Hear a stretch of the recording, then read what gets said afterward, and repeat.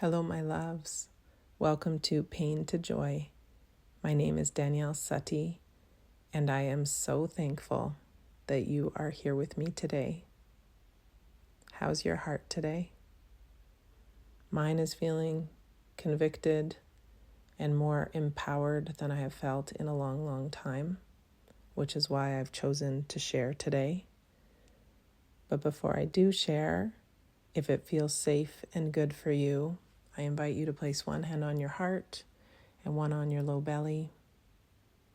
And I'm just going to take a couple of deep breaths in, low in the belly, and long exhales. Another one. Shaking off and releasing all that no longer serves and perhaps never did. So much has happened in these last few months. The last time I recorded would have been in March. I had begun a program I entitled Get My Life Back, which was based on a concussion recovery program that I had read about and researched about, and that I was extremely optimistic about. I was hoping that I would get more quality of life, and as it turns out, it drastically deteriorated my quality of life in several ways. I did do the program for 75 days. Many people, when they do this type of program, they do it for 4 weeks or 6 weeks, but I did it for 10 weeks and I think 5 or 6 days. So I'm extremely proud of myself, and I am still recovering from having chosen to do something that I really truly believed and was so optimistic that it would positively impact my life and the quality of my relationships and the quality of my wellness. And I haven't fully processed how much it has negatively affected my relationships. I am healing the relationship I have with myself, because as I did the program, it did change my brain and my brain chemistry and my hormones, but it deteriorated much of my health. My mental health has probably been worse in the last few months than I've ever experienced in my entire life.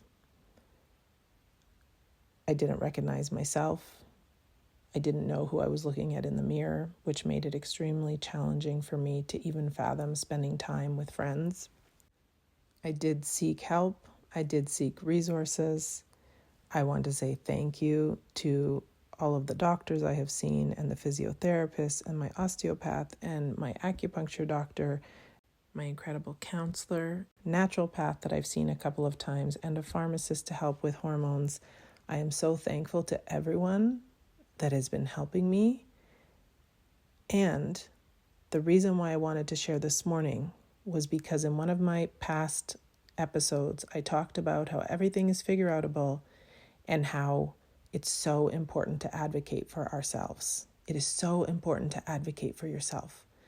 And in an ironic maybe twist, as my health declined doing this program, and as I persevered until I couldn't persevere anymore, until it was very clear that I needed to take a break, take a vacation, and ultimately stop doing the program, I have spent much of my time advocating for my health. And it happened again this morning. On top of recovering from the brain retraining program and really doing my darndest to get my mental health back, to be grounded in myself, to recognize myself, to love myself, to believe in myself, to get to a place where I feel confident connecting with the people that I love. I also happen to have a uterine fibroid. It's benign, so many women have uterine fibroids, and this has been something that I'm pretty fired up about, because I did find out about it years ago. I was told in the fall of 2021 that to have it removed would be full abdominal surgery, so think the kind of cut that you would have for a C-section. And I said, no, I'm okay, thanks. It wasn't being offered, but that was sort of the idea. Oh, it would be a full abdominal surgery. And I thought, you know what? I have something that I experience called central sensitization, which makes my brain more sensitive to pain and to stimuli. So I'm thinking the last thing I need is to have a full abdominal surgery. I went to live in Mexico, and that was that. Fast forward to this year where I'm doing the brain retraining program, but I'm not paying attention to the fact that I'm having a harder and harder time sleeping. One of the reasons I'm having a hard time sleeping is because I have pain on my left side. I have to get up frequently in the night to go to the bathroom, to urinate. And that was something that was really decreasing my quality of life because I'm constantly waking up, or I'm staying up late until sort of my quote unquote last pee. So I'm up until 1 a.m, 2 a.m, 3 a.m. And then if I'm lucky, I can get a few hours of sleep before I have to wake up and go to the bathroom again. But again, I wasn't paying a lot of attention to it at first. And then when my mental health really was on the decline, I had a very raw and teary and honest conversation with my doctor. She works at a clinic that is a university clinic, and I'm so thankful that I can still see her. She has been my family doctor, general practitioner since I was 12 years old. However, when you go to the university clinic, I feel like it's like playing telephone. So first you tell the students and the residents something, and then they tell the doctor, and then the doctor comes back, and then the residents are there. And a lot of things have gotten lost in translation over the last couple of years. And at this appointment, I got lucky. It was at the end of the day, and the doctor had sent the resident home. So it was just she and I was able to be maybe the most honest I have ever been with her about how I was truly feeling, about how low my mental health was, about how I was crying almost every day, all day, could not stop. I shared with her that for weeks up until that point, and then for almost 2 months afterwards, it was challenging to even think a thought. It was so challenging for me to comprehend what people were saying to me, or put words together to make sentences, or to speak. It was a very challenging time. And that's when the doctor said, I can refer you to my colleague, maybe getting an IUD. So if you're not familiar, an IUD can be made of copper, or it can be a small device in the shape of a T that's inserted through the cervix up into the uterus, and it blocks the fallopian tubes from releasing eggs, and it also can release varying amounts of hormones, which could help with heavy bleeding, which could help with the anemia. And I thought that was a good idea for about 12 hours. And then the next day I woke up before I went and had an ultrasound, and I thought, based on the pain that I'm experiencing in that area, that's a terrible idea. And I was correct, because after the ultrasound, I discovered that a fibroid that I learned about having back in 2021 was not only still there, but it has grown significantly in volume, and it is around the size of a grapefruit. This appointment with my doctor was on May 1st. So that means I was about 7.5 weeks into the Get My Life Back program. And it had been several weeks before that I had started to struggle with my mental health, with not being able to get proper rest, with not feeling like myself. I started to have rage issues. I have never had issues with rage in my entire life.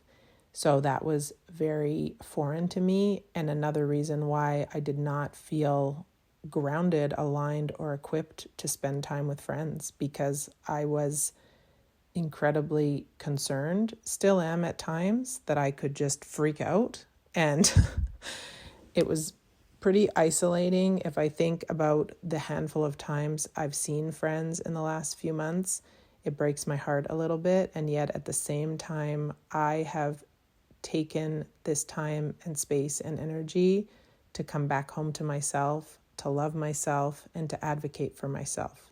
So what followed after that doctor's appointment was a referral to her colleague, me having an ultrasound, finding out that the fibroid was in fact a lot larger and causing a lot of symptoms and a lot of challenges. And then as I progressed into taking a vacation, which has been a full stop of the program, and I will incorporate pieces that did work, and I will talk about that in future episodes. I have spent the last few months advocating for myself. And on one hand, I feel guilty that I have been able to move along my journey more quickly than other people when I speak to them about wait times with their doctors, etc., whether it's in my province in Alberta or other provinces in Canada. And also, I'm very thankful because this has become a huge quality of life issue for me. And what my doctors and I realized and decided was my brain will continue to heal for the rest of my life. I tried something that I really hoped would give me renewed health, renewed energy, and the opposite happened. But if the fibroid causing the anemia, causing low mood, causing more anxiety, causing extreme fatigue is something that can be dealt with, that is a massive quality of life issue. And I don't feel super fired up about it right now, but let me tell you, I have been very angry and frustrated that women's health has taken such a back seat,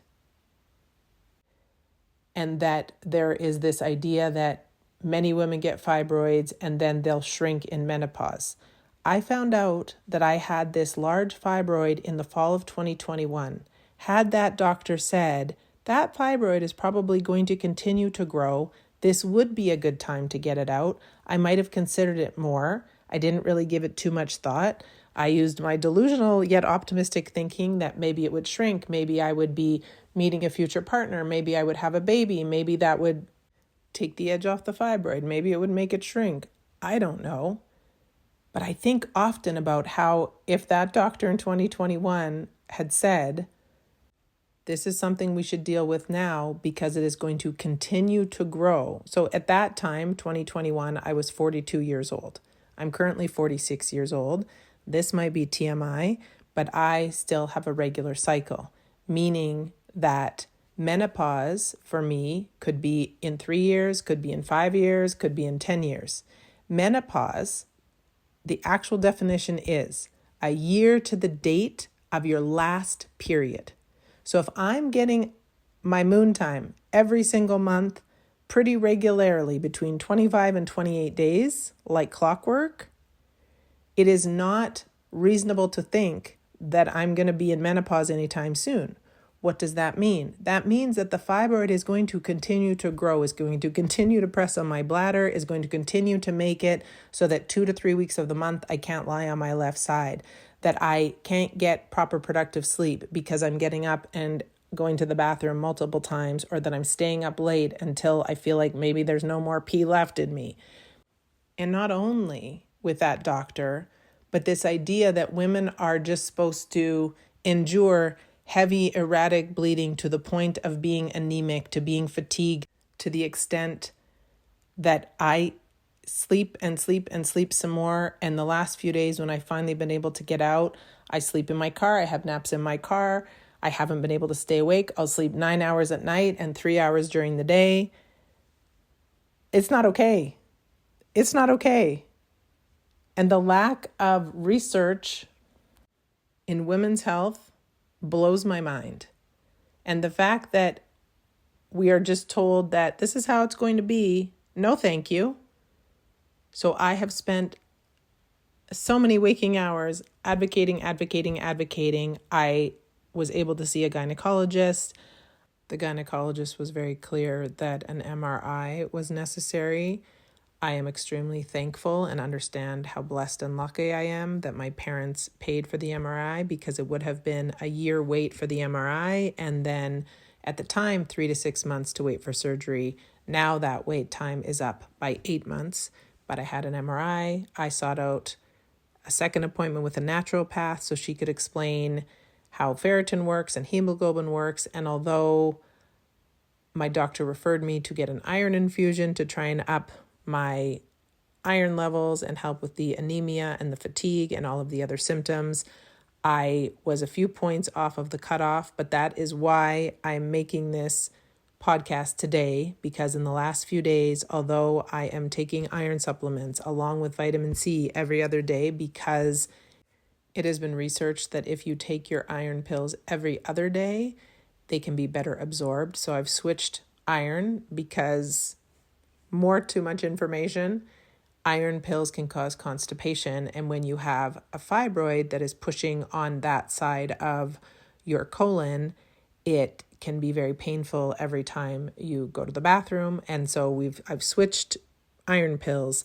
I'm taking liver capsules. I'm using homeopathic drops that help with increasing iron and absorption of iron. I am using a castor oil pack almost every day on that area of my abdomen to help with the inflammation. I started using progesterone cream almost a year ago now because that can help reduce the amount of blood during a moon time. So I'm doing all the things. However, the last week or so, I'm having these sort of heart palpitations that I often feel when my iron is really low. And again, the fatigue is just fatiguing. I am still very, very tired to the point where I don't feel like making plans with people, like keeping plans with people, because I don't know if I'll be able to. And that is impacting my quality of life, my quality of relationships, my mental health. So this morning I called my doctor's office because I wanted them to email me a laboratory requisition form so that I could see where my ferritin is at, see where my hemoglobin is at, see what's going on with my iron. One of the reasons I would like them to email me is because I am currently staying 15 minutes north of where I live, which would make it an hour or more drive to get there. And currently driving that distance is challenging for me. So I would take an Uber. And the Uber from my house is $50. So for the Uber from here is got to be at least $80 each way. And because all I need is to get my blood checked, it makes sense to me that this is something they can email.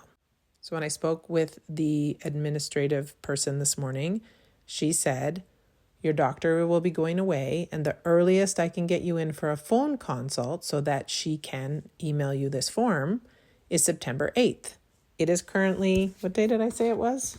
August 26th. And on the phone call, I'm thinking, this isn't good enough. But I say to her, okay, well, maybe I can phone my gynecologist and I can get this done sooner. She says, okay, let us know. We can just cancel it. And I'm very polite and I wish her a beautiful day. And I hang up the phone and I sit at this kitchen table and I think, this isn't good enough. I know myself. I know my body. I know that I'm not in any sort of danger, but my heart is doing the palpitation thing that it has done in the past when my iron was very low. My fatigue is still next level. This is greatly impacting my quality of life. And not only that, after I had an MRI and saw my gynecologist for the second time, he originally had said that the wait time for surgery was 3 to 6 months.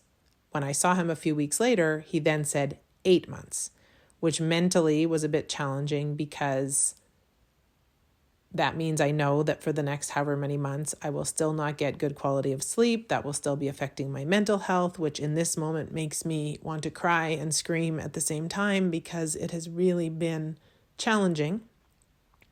But he also said that when you go in for your surgery, say you go in on a Friday morning, they test you that day to see where your iron levels are, your hemoglobin, etc.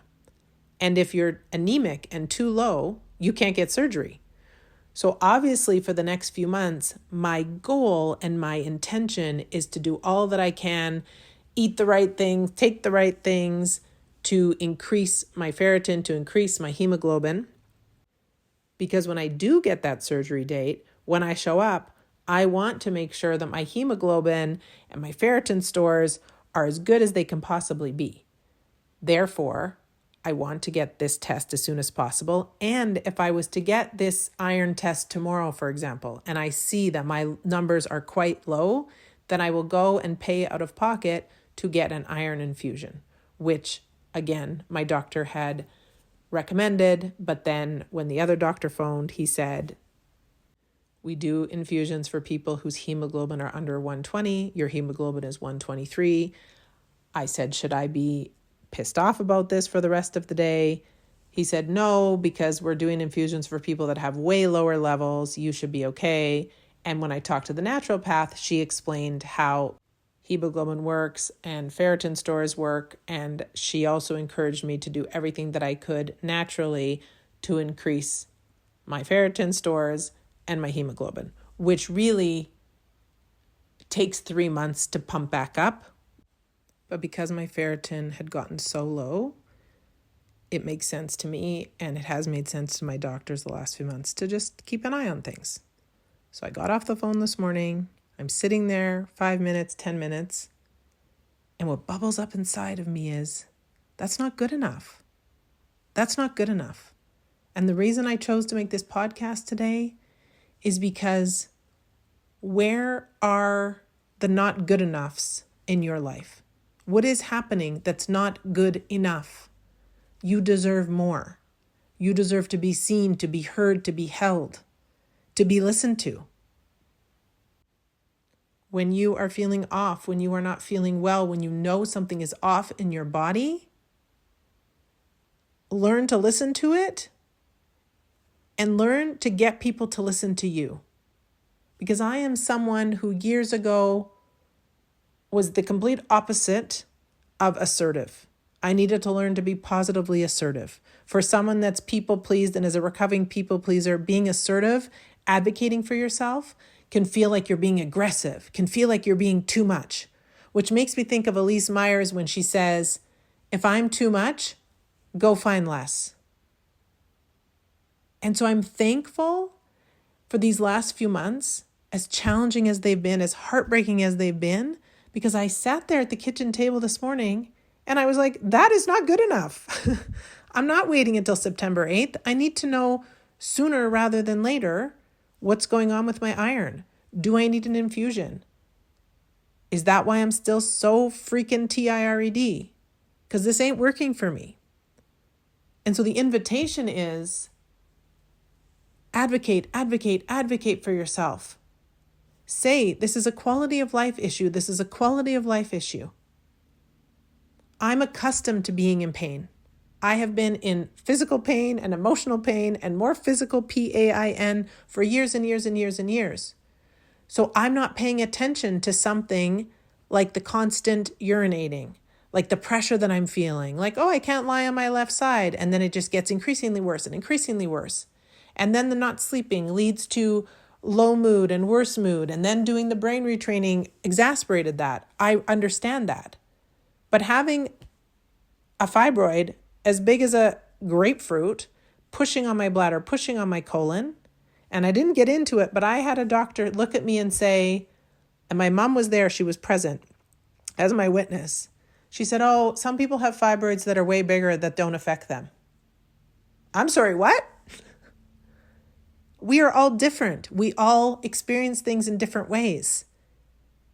But what I know to be true is that these last few days of heart palpitations and fatigue just aren't making sense.